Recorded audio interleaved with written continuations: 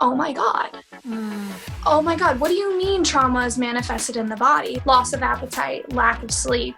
Every doctor did like every test. You're totally fine, you're healthy. And I'm like, There's no, there's nothing wrong something with wrong you. with my body. Yeah. Hey guys, I'm Nalini Tranquim. Welcome to my top tips for life. I have the privilege of interviewing an incredible woman today, Jennifer Adams. She's an associate marriage and family therapist, and she specializes specifically in the field of trauma healing. We are going to be talking about trauma, the effects of trauma on our bodies, not only mentally and emotionally, but physically as well.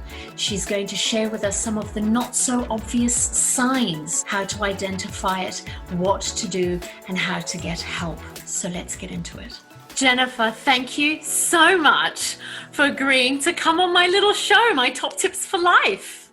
I'm excited. Thank you. It is so good to have you. I love meeting people virtually and just being able to share expertise back and forth is always awesome. It's absolutely incredible. Now, you are an associate marriage and family therapist who specializes in trauma healing. Mm-hmm.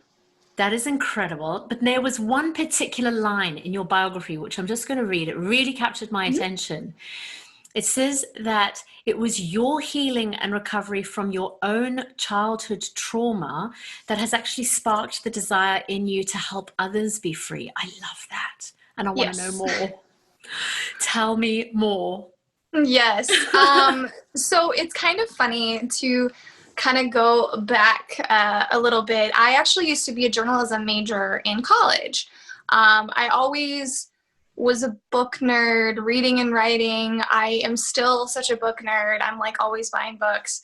Now this time it's related to human behavior. But before then, I just remember reading was always my escape. And my childhood home, I basically grew up in a home that had a lot of domestic violence. So my dad would beat my mom a lot. Cops were called.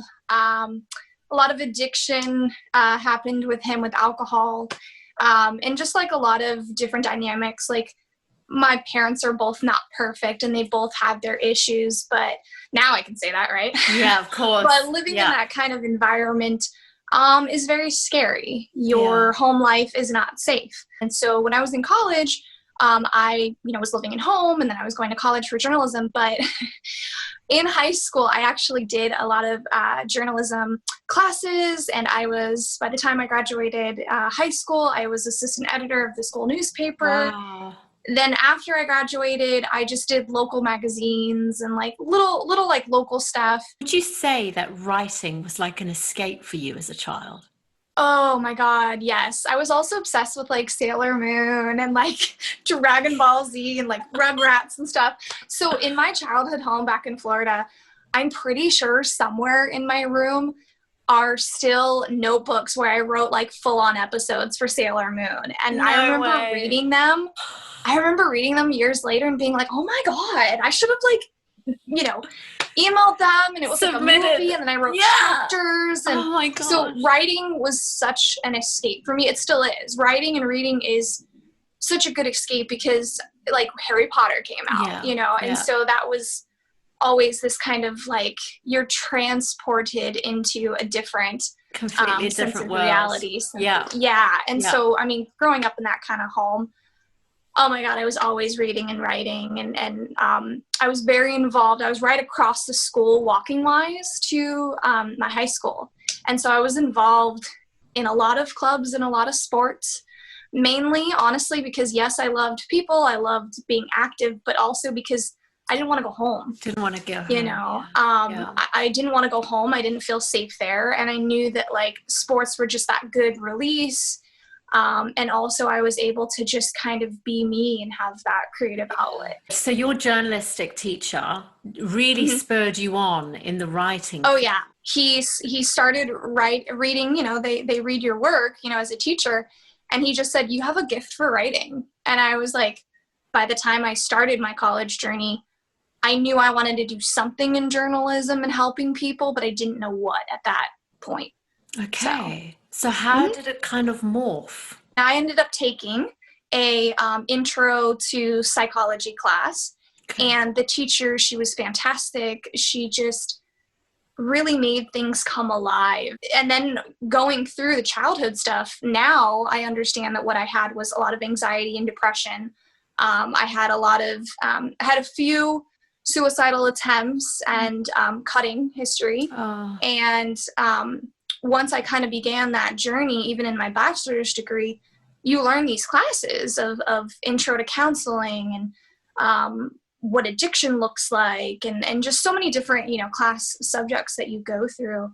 And I just remember being like, whoa. And starting to understand so much of why my parents did what they did, all these different there's so many different factors when it comes to psychology. And I just remember always being challenged. Now I'm a full-time trauma therapist at a community mental health center here in Los Angeles.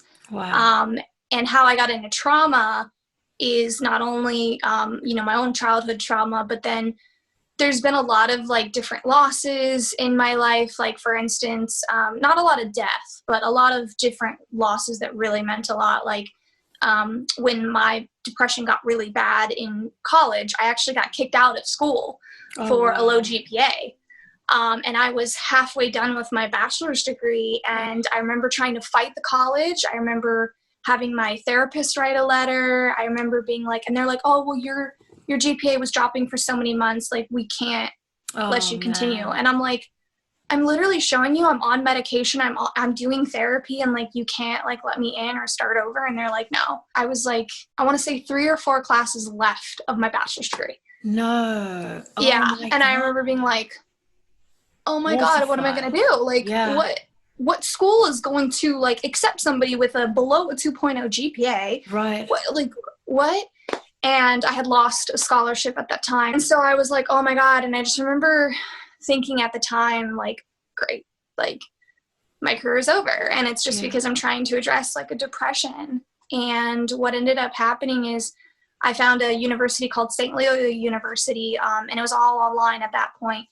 And I remember talking to them on the phone, and they had me transfer everything and see if I could apply to the school.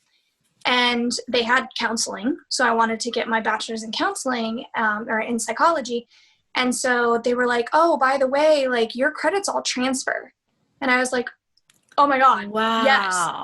And I was like, yeah, but what about my GPA? And they're like, no, when you start with us, your GPA starts over. That is fantastic. Talk about God ordained, right? Yeah, talk about God ordained. Yeah, absolutely. And then I took a class in my master's degree program about trauma and traumatic stress and how it presents itself in the body. And I just remember going, oh my God. Oh my God, what do you mean trauma is manifested in the body? I started realizing I was having IBS problems in my 20s. Oh, wow. Later 20s into my 30s. I also, when I hit the age of 30, I'm 33 now, but when I hit the age of 30, I went through a really scary, scary point in my life where I hit 30 and all of a sudden I started experiencing random symptoms. So I was experiencing dry heaving every morning. I was experiencing lack of appetite. And if you know me, I love food. That's why I got hers. I love food, especially Mexican and Italian. Loss of appetite, lack of sleep. I was losing a little bit of weight. I kept feeling very nauseous all day long. And, at first I'm thinking, it's anxiety, blah, blah, blah. My job hadn't changed. My eating habits hadn't changed. I was very confused. Yeah. And I kept feeling the more I stood up, the more I would feel lightheaded, and I'd feel like I was going to pass out. And I was living at a roommate at the time, and she's like, there's something wrong. There's something wrong. I was in and out of ERs. Every doctor did every test. They did even a colonoscopy, everything. Because I would say, oh, I'd have pain before I'd make a bowel movement. And the doctors were they do a bunch of tests, and they're like, you're totally fine. You're healthy. And I'm like, no, there's something wrong with my body. Yeah. I started getting really scared, and I started crying. I thought I had something chronic that no doctor was finding out. So I'm like, oh my God, shit. I want to get married. I want to have kids one day. Of course. And so I kept feeling like my body was telling me there's something wrong. There's something wrong. So I go tell all this to my therapist, and I'm still the same therapist I see today. And she's like, well, we know you have anxiety and depression, and I know one of the most uncommon symptoms of generalized anxiety disorder is dry heaving and like kind of nausea, stomach issues. And I was like, yeah, but like, why is it showing up now? Yeah. Yeah. Like, if I've had this since I was before 8th grade to now, like, why is this showing up? Well, she ended up going to a conference, my therapist did, and she came back and she's like, I think I know what's going on with your body. And I was like, what's going on? And she's like, so there's this book called The Body Keeps the Score. And I said, okay, what's it about? And she goes, it talks about how later on in life, we've talked about a lot of traumatic experiences that you've processed, but your body might be starting to try to let that go. Whoa. And having the physical manifestations come up and not being able to get released, your body is going through all these issues. So I was like, huh. And I researched more into it. I bought the book, I read it, and I was like, oh my God, this makes sense. This makes sense, because I had at that point had been processing a lot of stuff mentally. But I physically was not, I didn't know how to walk through trauma. Like, I didn't know how to physically let go of trauma.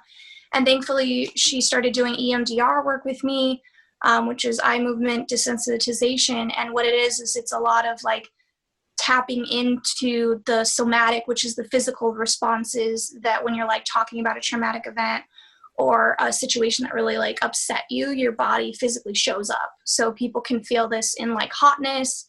Some people can get really nauseous if they're talking about a traumatic experience, that kind of thing. Wow. So we started doing that kind of work. And my body like stopped having the symptoms. Wow. And I was like they slowly started going away. And I'm like, hold on, we got all these medical doctors and no one's asking me, have you been through trauma? Have you know, no one's asking me these things. And then I started doing more research on how your body changes every, so often. And it was saying that in your 20s, late 20s, early 30s, that your body shifts into this whole new set of like, mechanisms and chemicals and stuff like that. So sometimes it throws off, like your physical body or your mental health. And I go, that's why it hit in my 30s, not my 20s when, you're living free and you're, doing everything. So because of that happening to me and reading the book, The Body Keeps the Score, that immediately sparked like, wait a minute. Like and I was already starting to see clients at this time. Wow. And so I was like, hold on. A lot of my clients have been through trauma. Yeah. Let me find out if this is showing up in their body too. Yeah. More than you would have thought. Oh my God. Every client that I talked to reported it. And one of the first clients that I started practicing trauma work on, I did let them know, I was like, I'm not trained in it at the moment, but I've been finding a lot of research on this. And this is the client who had a lot of trauma. And I remember like praying before the session and just kind of like trying to get attuned, because I can feel a lot of like energy in the room a lot. When you're an empathetic person, you can kind of feel like something's off in the room sometimes, whether somebody like needs some support or somebody's narcissistic or whatever. Yeah. And I remember asking him in the session, I was like, I know this is going to sound really crazy, but are you feeling any pain in your stomach? Oh, wow. Because for 2 or 3 sessions, every time before I would meet him, I would physically not feel well. Wow. And I remember being like, all right, am I crazy? Like, I know I got anxiety and depression, but like, wow. And I remember texting my therapist and I'm like, okay, there's something here, because I only feel this with this client right before I see him. Client. What? So I just randomly asked him one day, I was like, are you randomly feeling like pain in your stomach? I know it sounds kind of weird. Like, do you have any bowel issues? And he goes, oh my God, yes, I've been having lower back pain and like stomach issues for like weeks now. And we started talking. That opened the door. And I said, I know this might sound crazy, but I just read this book called The Body Keeps the Score. And I was just kind of wondering, like, I know we've talked about some things, but with your traumatic experiences that you've shared, and he hadn't shared a lot at that point. I said, do you feel like it physically manifests? And he's like, yeah. Anytime I talk about it, I'll feel pain in my arm from when, his mother hit him. And I'm just like, yeah, wow. Why are we only focusing on like depression and anxiety and just talking about things and not physically letting go or spiritually letting go? Yeah. And so I remember just starting there, and I would test out things with certain clients, like when we would talk about a memory. Now I do it to a T, but if a client starts talking to me about a traumatic memory, I ask them, where do you feel it in your body? And they'll tell me, like, a lot of people will say throat. And the more research that I've done on that is when you're talking about a traumatic event and you feel like your throat is like closing, or you feel like you can't really talk, or that kind of thing. I ask my clients, I said, did you feel like you didn't have a voice in that traumatic memory? Oh gosh, I've got goosebumps. And they lost it. Yeah. And I remember being in the session just feeling very led, like not only by the spirit, but just feeling led in my training and my own personal experiences, and being like, holy crap, like, why are more therapists not doing this? That's like, right. What? Like, and then if my clients were spiritual, I'd ask them, you know, if past abuse, like say they had a past abuse from a parent, does it affect how they look at God? And it would. 100%. Absolutely. So that started, I mean, honestly, testing some things out in the beginning. Once I learned about trauma, I was just like, we need to be talking about this. We need to be talking about this. Absolutely, 100%. Yeah. And you've hit the nail on the head. People who have like really struggled in their relationship with their earthly father struggle to connect with their heavenly father. Yep. You know, it's, oh my gosh. Okay, well, this is so great that you're able to start bringing this to the table, you know, and that these are issues that you're addressing. Yeah, a lot of therapists, you know, a lot of them are starting to address physical symptoms and that kind of thing, but I don't find a lot of therapists doing all three, like incorporating all three, you know, mind, body, and spirit. Right. And even if somebody says they're not spiritual, well, even the essence of how you feel about yourself or the afterlife or whatever, that still is technically a spiritual topic. Exactly. So some clients don't need to go there, but other clients, like when I've talked about all three, their symptoms decrease. When I'm walking some of my clients through some of the roughest stuff I've ever heard in my entire life, I'll physically feel it sometimes. And thankfully, this is why I go to my own therapist. I do my own self-care. Otherwise, it's very intense to hold that kind of energy in a room. And so thankfully, I've been able to still learn and still do this. And I praise my clients all the time, because to tell a complete stranger, even if we've been working together for a year or 2 years. Absolutely. To tell a complete stranger really traumatic events. Yes, of course.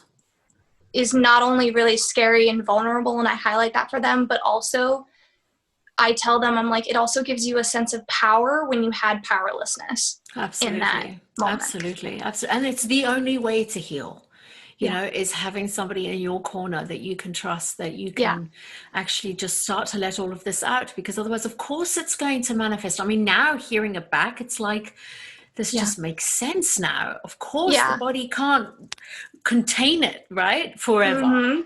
Whenever we're like super stressed out, people know that like their immune system gets lower. Oh, why are you sick with a cold all of a sudden? You know, and so it's kind of interesting to put all of that together. And that's why when I have a new client, I tell them, you know, I'm not specifically trained in trauma healing yet. I have to pay for that. And it's like $2,000.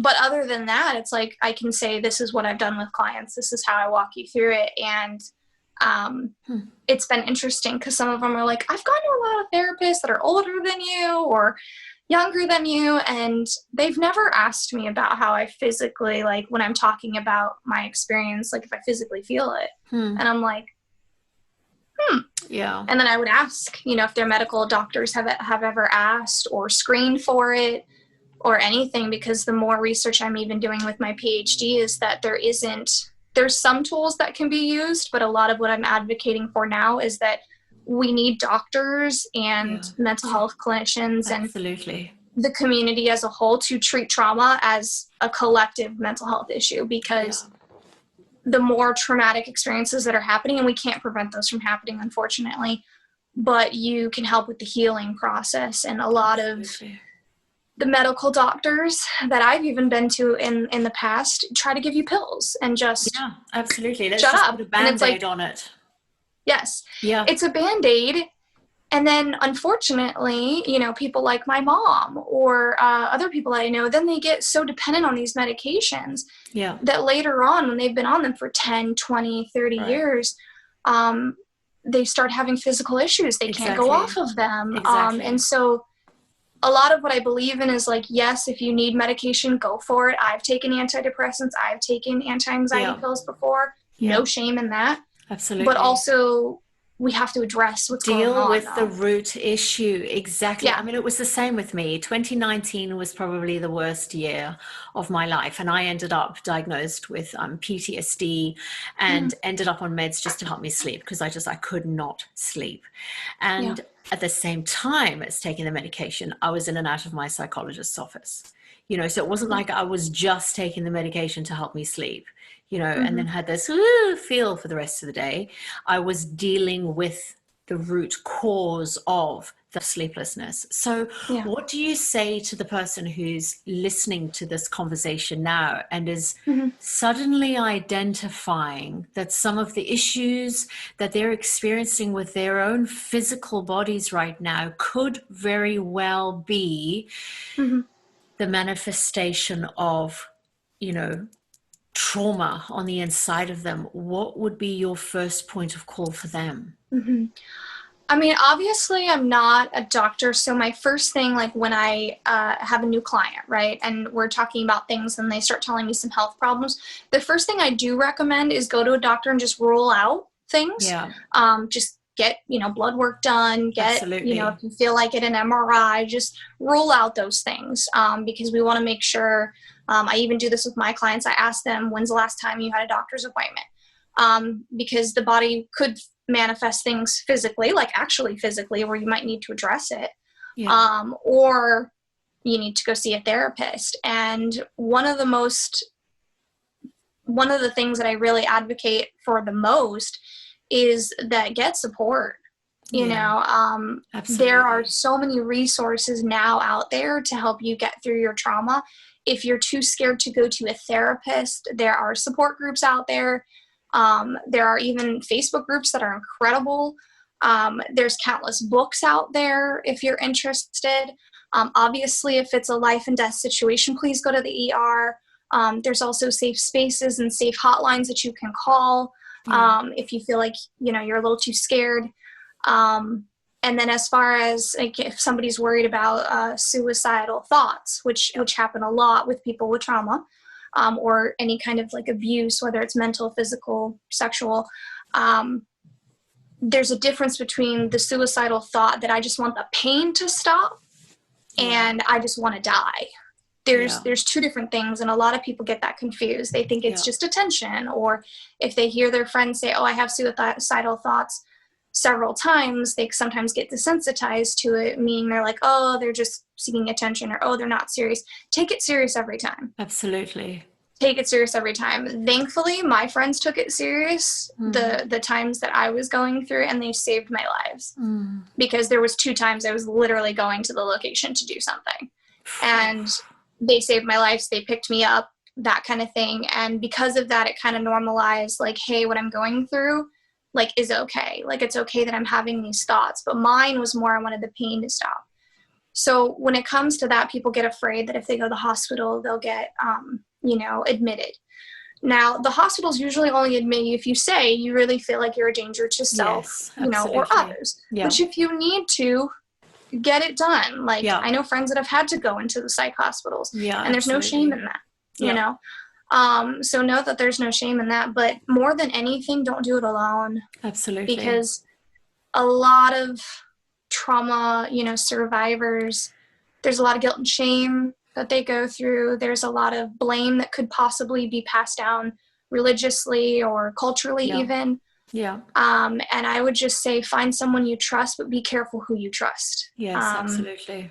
Because I remember there was a girlfriend of mine who, at the time that I was going through a lot of stuff at home, she sat there and I called her up and I said, I'm not doing well.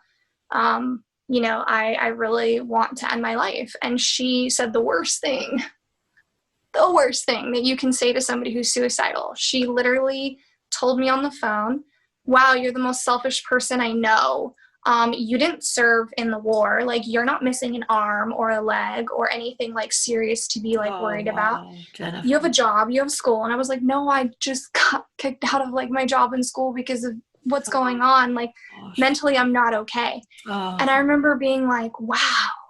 Oh, that's devastating. Like, I was so heartbroken because I just remember looking at the phone and being like, geez, should I do this? Like, what the?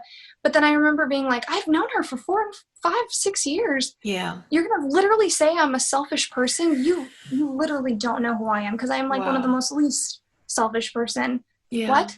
Yeah. And thankfully, I made the smart decision of hanging up and calling a different friend. And that friend had a response of, get the heck over here. We'll get a bunch of food and ice cream. And, Love it.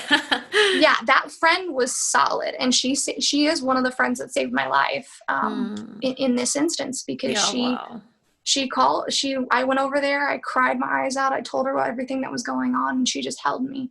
And she's like, I'm so sorry. And like, imagine if I would have listened to the other friend versus the other one, I probably wouldn't be here. So be very mindful be careful. Be very mindful of who you allow to speak into your life. Yeah, because some people, trauma's thrown around a lot sometimes, and sometimes people just say, oh, well, everybody's had traumatic experiences. Okay, but that doesn't mean it's okay. No, that's right. That doesn't mean that they don't need help. That's right. And so I just say be careful. It's also like pain threshold, you know. I think it's the same when it comes to trauma, is like the same way with a physical injury. Like, say you touch a hot plate or something, maybe for one person, their pain threshold are okay with that. Whereas for another, that could be horrifically traumatic. Well, I think it's exactly the same with mental health and wellness. One traumatic experience for one person isn't necessarily traumatic for somebody else. So, yeah, absolutely. I think also just being that much more sensitive and aware of the needs of our loved ones. Yeah, and I'm also really a big advocate for this too. The church does a lot of harm when it comes to mental health. Sometimes I've had friends have family members and church pastors and prominent leaders tell them they should not be on medication and that they should just trust God for anything, and trust God to get rid of their anxiety. Yes. When I went through I've had that as well. Yeah, and that honestly pisses me off. It's one of my biggest pet peeves. And even when I went through my own like divorce, in that time when I was really praying and seeking God for like separation or divorce, I went to, my one church had moved. So like my church home had moved. And so I didn't have, a place, friends kind of went with that too. So I had some friends, but not like a church group.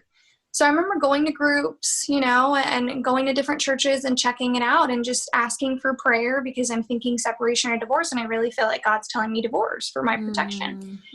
And I still to this day am so flabbergasted with the responses I would get. The responses would be, and I would tell them that he's being verbally abusive, that my life is being put, at risk every night, that there's different situations where he started getting like aggressive, and it was only a matter of time before it turned physical, because I grew up in that. I know when it's going to happen. You can identify it. Yeah, exactly. And I got a lot of shame from a lot of people. They would say, oh, well, you're a therapist, you should know all the warning signs.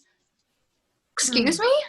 I can be the most amazing therapist in the world, which no one is, but you can be a great therapist and people not show their true colors until years later, which he didn't show his true colors until a year after we were married. Yeah, wow. And that was like 2 years of almost dating. So it's like, and he didn't show any of that until I got my job as a therapist, working full time. At that time, I had gotten my dream job, basically, at the dream company that I wanted to work for at the time. And I think that just kind of threw a lot of his own trauma that he had to deal with. And I remember going to these churches and crying and fearing for my life, basically. And I remember them being like, oh, well, honey, you should go home and just put on worship music. You're not praying hard enough. Oh my gosh, Jennifer. And I'm like, are you serious? And then they would also say things like, I didn't have enough faith that God could come into my marriage. And Yeah. here all the while I'm saying, Yeah. I'm sorry, which Bible you reading? Because nowhere do I see in my Bible that Jesus forces himself on anyone. Yeah, absolutely. He led by example and then people followed and da-da-da-da. I'm sorry, but if your partner doesn't want to let God in, then it can't be forced. There's only so much you can do. Absolutely. And I just remember feeling so defeated because here I am trying to protect myself, and the church is making me feel like I'm this horrible wife and that I just need to stay with him. And unfortunately, that's what happens. Yes. Churches, culturally, happens. Yeah, unfortunately, the same way there's some people that don't agree that there is the spirit realm, or that there is any part of spirit within us, you know, the fact that we're made physical, mental, emotional, and spirit. It's almost as if there are some churches or some church leaders or congregational members who don't believe that we're physical, mental, and emotional beings. We're only spiritual. You know, and so for them, go and pray about it, go and seek God about it, go and, you know, put worship music on about it. No, hang on a second. We also need to take care of our physical beings, our mental and emotional beings. I mean, for many, many years, it was frowned upon in, you know, my circle of influence to see a psychologist. If it wasn't for my psychologist last year, I would not have made it. Yes, of course. I absolutely, definitely acknowledge my loved ones and, you know, my church friends and those who were praying for me and seeking God on my behalf. But if it wasn't for me sitting down with my psychologist and nutting out the trauma, I would not be here today. Same. My therapist is Christian as well. And this is why I pay her, because she'll call me out on my crap. And I'm just like, we all need people like that. We all need people like that. You've known me for like 5 or 6 years. Like, you're the longest relationship I've had, and I'm okay with that saying that. I am very okay with saying that's the longest relationship I've had. I've had one relationship was 4, but I'm like, my therapist is at like 7 now. So we're at the 7-year mark.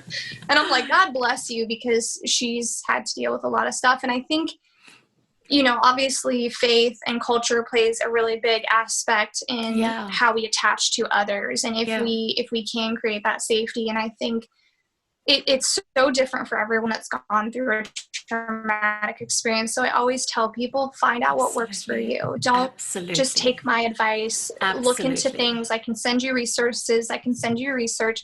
You find out what's calling to you, what speaks to you. Like when you're reading a book or hearing a song, like what's speaking to you. Like, you know, some people don't like one-on-one therapy. So I'm like, okay, there's group, you know, and so we go back to that, and it just depends. But more than anything, you know, if you're spiritual or if you're Christian or anything like that, I don't think any God would want you to fear for your life. Absolutely. And, you know, I don't think anyone would, and you don't deserve any of that. I mean, I don't care what faith or religion you are, you deserve to be respected and loved, and you can hate someone and still respect them. Yep. So Exactly. I agree. Oh my gosh, you are incredible. I could talk to you all day. Now, you're not only the most incredible therapist with such empathy for people, which I believe your whole childhood was preparing you for. Hey, how good is that? Now I can. Yeah. Got the gold star that I didn't want. But, exactly. But you're also in the fashion arena as well. Yeah. Oh, can you tell? You're incredible. Okay, so now I know that you also bring mental health awareness into that sphere. Can you talk to us a little bit more about how that looks? I started writing captions, like if I had a modeling photo, I wouldn't just be like sitting here looking pretty. You know, I would put a caption about raising awareness for abuse, or I would put a caption about like your value doesn't come from other people. Here are 4 steps on how to accomplish that, and and then people started responding, and I was like, wait a minute, so I can like just intertwine like all of these things, and people just kept responding. And so thankfully now on my Instagram. I can't believe it, but now I've built this community with the help of, my followers, where we do talk about mental health, and it's so sweet. And there have been times where I've been scared to share things, but I was like, I felt led to, and one of them was my divorce. Yeah. And at first I was very afraid to go on Instagram. I was dealing with a lot of grief and loss, and a lot of what you have to do to heal from that kind of abusive relationship. And I remember just talking about this on Instagram. Guys, I'm praying. I'm like trying to seek separation or divorce. I don't know what to do. And I kept asking God for like a word. And so he gave me that word, and it talks about how the husband is supposed to treat his wife like a precious garment.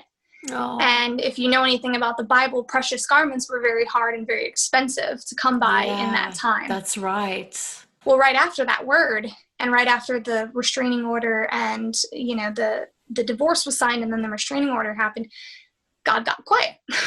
And I remember going on Instagram stories and being like crying, like full on crying, and being like, this sucks. Like, I don't know what I did wrong. Like, I don't know if I like whatever, but this is like my process. Right. And then I remember scrolling on Instagram because God will use whatever avenue to speak to you. He does. Music, car sign, billboard, whatever, it'll happen. And I remember scrolling Instagram one night when I was like really depressed, and one of the little captions that somebody had posted, just a blank little caption of, said, the teacher is quiet during a test. And as soon as I read that, it like hit me, and I like bawled, and I was like, yeah. And he was wanting me to trust him that he would provide for everything, because I was on the verge of going homeless and all this other stuff, because I had taken over the lease, I had taken over the bills, and didn't go after him for anything because I knew he wasn't gonna do anything. Yeah. And so I documented that on Instagram, saying like, God spoke to me. And then fast forward to now, where people have seen me, the divorce is finalized, and got out of that relationship, and I didn't go homeless, and talked about doing a business and all that kind of stuff. And people, it's been really sweet, because then they started seeing me be in a new relationship, and they're like, oh my God, I remember you posting about like how bad things were, and I've followed you since then, and your process of like how you advocate for people, and like that it's not okay to be abused. They're like, we've just seen you, like, I feel like I've watched you come out of a fire, and I'm like, that's what it was. literally, it's so inspiring. So, but you're also a voice for the voiceless, Yeah, and it was also beautiful too, because I did that, there were some people that weren't talking to people about like if they were going, like I know 2 people who were going, they opened up to me because I posted, and 2 of my girlfriends actually wrote me, and they're like, hey, by the way, like, you don't know this, but I'm in an abusive relationship too, and I don't know what to do. Wow. And I just remember being like, whoa, and I would tell them, I'm like, I don't control your relationship. I'm not telling you to leave or not leave, but I'm wondering what you want, and how can you seek safety? Can I help you get a therapist? Can I help you? And they ended up leaving the person, and they're so much happier now. And just to hear the stories from other people, like when I posted about my divorce papers being finalized, I was like, yes. And everybody just like, I got like 20 messages. They celebrated. Like, they were celebrating with me, and they were like, hey, I left an abusive relationship 14 years ago, and I married like the love of my life after, and like blah, blah, blah. And so it's just beautiful that random people I haven't even like met share those kind of things. So it's so incredible. What happened? I love it. I absolutely love it. I think even just for those who have, who are navigating their own trauma, I think be brave and be vulnerable and share your story with your people, because you've got no idea the ripple effect of what that's going to do. But what it actually does as well is, by letting people in, it actually almost catapults your own healing in a weird way. It did. It makes you feel not alone. And then it makes you realize that, because people would be like, oh, you're a therapist, like, but, they would ask me like these general questions of like, hey, did you not see like warning signs? And I said, oh, Some people don't. I can give you plenty of research that shows that narcissism doesn't come out until years and years later. That's right. You know? And so some of it was like a psychoeducation piece, but also there's so many resources. Like I have like a little stack of books that I always recommend to people who are going through trauma. One of them I have is called The Body Keeps the Score, but I don't know where that is right now. I think I might have let someone borrow it, I'm sure. Borrow it, but I don't know if they'll give it back. But that's a good book. There's also a book called Attached is another good book, and it has like this red covering. And that book is really good about discussing like how we attach to others based on our childhood experiences. Okay. And whether you had an awesome childhood or you had a bad one, which most of us have unfortunately had a bad one, attachment styles are so huge because, for instance, my dad wasn't really present emotionally a lot of the life, a lot of my younger life, right? But because I saw the dynamics between my mom and dad growing up and the domestic violence, I was able to get out a lot quicker. Had I had not seen that, I might have been one of the women that do stay out of whatever reason. Because there's a lot of women, there's a lot of men. Because domestic abuse can happen to men too. Yeah. It can happen. And there's so many reasons why people stay. And if you stay, sometimes there's able to be different situations to keep that person protected. But for me, I just knew it wasn't healthy. So I would recommend that because attachment styles has a lot to do with how we play out in friendships, how we date later on in life, your worth and your value, how that gets attached. There's another book that actually a precious follower on Instagram, she messaged me when I was like going through my divorce, and she's like, I know this is going to sound weird, but the Holy Spirit told me to come to your profile and send you a message. Wow. And I was like, what? And she's like, I recommend this book for you. Don't know why, but I recommend this book. And I was like, okay. And it's this book called Addiction and Grace, Love and Spirituality in the Healing of Addictions by Gerald G. May. As you can tell, I've like really highlighted and torn it apart. And what I liked about this book is it's the first book that talks really, really, really well about addiction and spirituality, like how it shows up. Wow. So it helped me understand what was going on with him because I knew that he was dealing with unresolved trauma.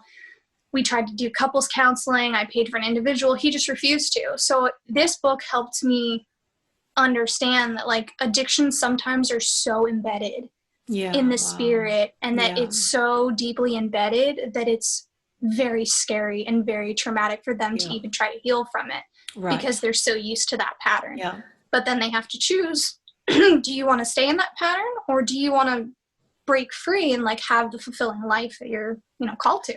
Yeah. So that book was written really well. It wasn't judgy or anything like that. This one was hilarious. This one's called The Christian Chick's Guide to Surviving Divorce. It says, what your girlfriends would tell you if they knew what to say. I love that. I read this book the entire way, and the author does talk about her own abusive situation and her own marriage ending. Wow. And she just spends each chapter, reading things. And I just remember, like, I read through this and I didn't feel any guilt, any shame. It was exactly like what I needed. And then there was a couple things, because a lot of my healing process is like, why does somebody like that's abusive doesn't pay for what they did? I took over everything and I was paying for everything because of it. And he just went on and unfortunately found a new target and that kind of thing. But I was like, well, why doesn't he pay for it? God, why doesn't he pay or suffer any of this? Like I had to, go through all this, but the book helped me realize like, no, they're going to have to answer to what they did to you. 100%. They're going to not just go from being a horrible person to an amazing person with the next person. Narcissism can't just change overnight. That's right. It's one of those things that, oh yeah, they can show that they're happy and whatever. And I didn't want them back, but I feared for that girl. Yeah. And I feared and I was like, oh my God, she has kids. He's going to eventually be abusive. Yeah. And I just remember processing that with my therapist, and I was like, I know it sounds stupid. Like, I don't want him back. I don't want anything, but like, I'm actually scared for her and her kids because I've seen what's happened. Like, I still have proof of everything. And my therapist was like, not your problem. Yeah, wow. But a part of healing from traumatic stuff is sometimes you have to, and I've talked a lot about this with clients recently, and they're like, but sometimes when you go through traumatic experiences, there's no closure. Yeah. And you have to, especially if there's been, injustice done to you. And sometimes the hardest part of trauma healing is creating your own closure. Wow. I'm never going to get that, half of the divorce filing that he was supposed to give me. I'm never going to get a sorry, and I had to come to terms with the anger that would rise up on that. Of course. Like, how can you do this? Like, how does he not suffer, God? And like, not what? have I don't want remorse. No remorse. Yeah. And it's like, what? And now you're going to do the same thing to this girl, the next girl, the next girl, the next girl. And I just remember being like, why doesn't this pay? And then just reading this book was just really good about, no, they will pay. They will pay. And that they left you a long time ago. Yeah. This was not your fault. This was not. So she wrote very beautifully. I thought it was really good. Another one I will say, these last two, Psychopath Free. Okay. This one I recommend for anyone that is in a narcissistic or just any kind of abusive where someone's just manipulating you a lot. I just was looking up in this Facebook group, Thrive After Abuse is what it's called. And the Psychopath Free, it says, recovering from emotionally abusive relationships with narcissists, sociopaths, and other toxic people. This book really opens the eyes for people who have been through some kind of abuse or trauma, because sometimes it's not your fault. A lot of the times, right? It's not your fault what happened to you. Yeah. But this book helped me realize that with like his narcissism and like different things, that it wasn't like my fault. You can love somebody like crazy and it not cover their addiction. Yeah. You can do all you can. And I did. I went above and beyond. My therapist was like, you did more than you needed to. Yeah. But at the same time, like sometimes you don't understand, like psychologically, why are they doing this? Psychologically, why was I pegged, right? Like, why was I chosen as their target? And it goes into saying like psychopaths and narcissists and people that are toxic sometimes like to grab onto people who have a light, who have an empathy, because you have something that they can't have. Right. They're scared of that vulnerability. They're scared of that true love. They're scared of all of that because they're not in love with themselves. How are they going to love you? They haven't healed from their past traumas. So they're going to take it out on you. Yeah. And so this book just went into just so many ways of like how to heal from that. What do you do? Okay. What's gaslighting? So it goes over just a lot of basic stuff. And it was a easy read. It wasn't too hard to read. And I highlighted like a lot. That's good. That's good. And then the last one is just processing through grief. And it says guided exercise to understand your emotions and recover from loss. So this one is like if people like to journal. Right. So you can like journal in like certain pages. I haven't gone through it all yet, but you can just kind of journal in certain pages.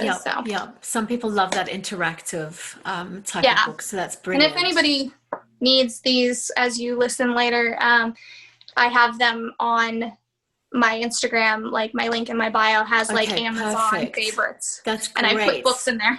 Okay, fantastic. I'll make sure that I've got access to that link, so I'll grab that off you. Amazing. Jennifer, thank you so much for your time. Welcome. Honestly, I feel like this is a video that people are going to want to rewatch because there's just so much I hope gold so, yeah, so they don't feel alone. And it's okay not to be okay. Yes!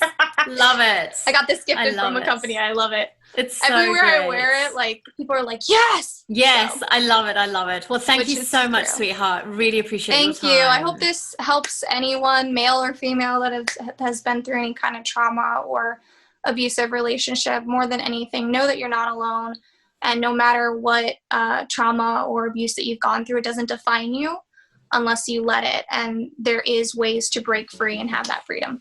So. Hey guys, I realized that today's topic was pretty full on. However, if you have been impacted by anything that we have covered today, please know this, there are resources that are readily available to help you navigate whatever trauma it is that you might be dealing with. If at any point in time you want to reach out to Jennifer and find out a little bit more about her therapy sessions, or if you want to lock in a free 30-minute discovery session with me and find out about my life coaching program, then those details are up for you as we speak. I'll close with this. You do not have to live the rest of your life carrying trauma from the past. It is possible to heal. All right, I love you. I'll talk to you soon.